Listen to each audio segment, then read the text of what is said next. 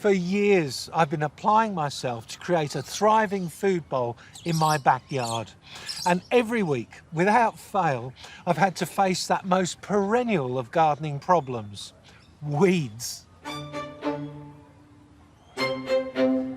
Weeds are plants that you don't want in your garden, and, like most uninvited guests, they tend to hang around too long. Perhaps they arrived as seed, blown in by the wind, or perhaps dropped by birds. Maybe you've even brought them in attached to your clothing. Maybe a previous gardener has planted bulbs and they're now sprouting for the very first time. You might even have planted them yourself and then discovered they're surrounded by thousands of their own offspring.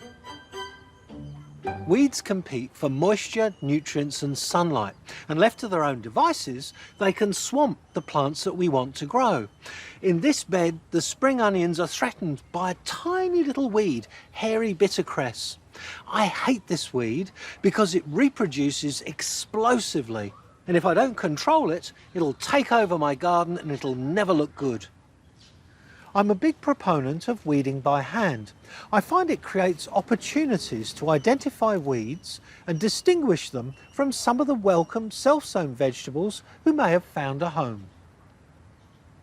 I use kitchen scissors to snip off weeds without disturbing the soil surface, and that means it discourages further weeds from germinating, and it's really handy around things like my onions.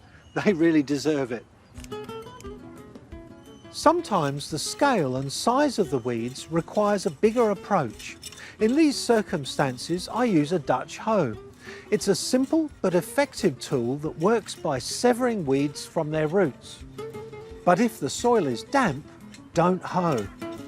This chickweed is a classic example of where hoeing while wet has spread it from one location to the next. So remember, hoe when the soil is dry, as it has less of a chance of rerooting. Hand weeding is the opposite end of the scale. Get in when it's slightly damp and the roots pull easily. But some weeds are tougher than they look. Take a look at this. This is bulbous oxalis. It was already present in my garden when I moved in, and while I've radically reduced the population over the years, it's still a regular pest.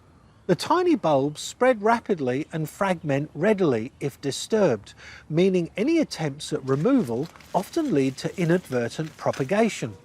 The bulbs can lay dormant for over 3 years, so even mulching proves fruitless. So when it comes to treating bulbous oxalis, these are the methods that work best. I pour boiling water over large clumps, which kills the bulbs where they lay. You can also use a syringe to inject cheap cooking oil at the base of the plant to smother the roots and tubers. But if you think you can dig it out very carefully, I like to keep a bucket nearby to deposit the plant in. That way, I avoid scattering bulbils over my paths and lawn. As with most things, prevention is better than cure, and this sowing of Daigai Choi is so thick and the plants are so robust, they've outwitted the weeds. This means little to no weeding as your plants mature. While it won't work with all seedlings, if you're planting more robust varieties like chilies and fennel, or more mature seedlings, consider thicker mulch like sugarcane to keep the weeds from gaining a foothold. The old adage, 1 year's seeding means 7 years weeding, really means that if you allow a weed to self-seed in your garden, you'll create a persistent problem for years to come. Another way to turn the tap off on weeds is to consider where they're coming from and if you can do something about it. For example, are the seed being windblown? Well, my neighbours and I, we had a problem with black-eyed Susan, and the windblown seed was affecting all our gardens. So we had a chat and we dealt with that weed in one weekend. But perhaps that weed problem is closer to home. Although they're one of my favourite plants, the tomato is the worst weed in my garden. It grows fast and it's looking for exactly the conditions I provide for my vegetables: warmth and nutrients. It's an adventurous grower, and every single seed that is set survives the compost heap. It can be hugely annoying when you love tomatoes but you're trying to grow some other plants.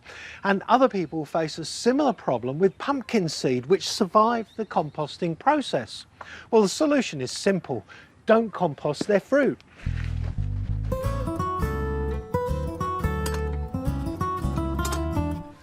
If you're going to spend the morning weeding, the important thing is to make yourself comfortable. So I use this frame kneeler, a sponge mat, and if the lawn is wet when I'm weeding, a plastic bag will keep me dry. I also find wooden boards useful. They provide access to the centre of the bed, I'm not compacting the soil, and it's easy on my back. Weeding can be a cathartic joy or sheer drudgery. It really depends on how you approach it. My advice is to take the Zen approach. Never weed if you're rushed or in a bad mood, and always make yourself comfortable. However you weed, use it as an excuse to get out into the garden and dig in.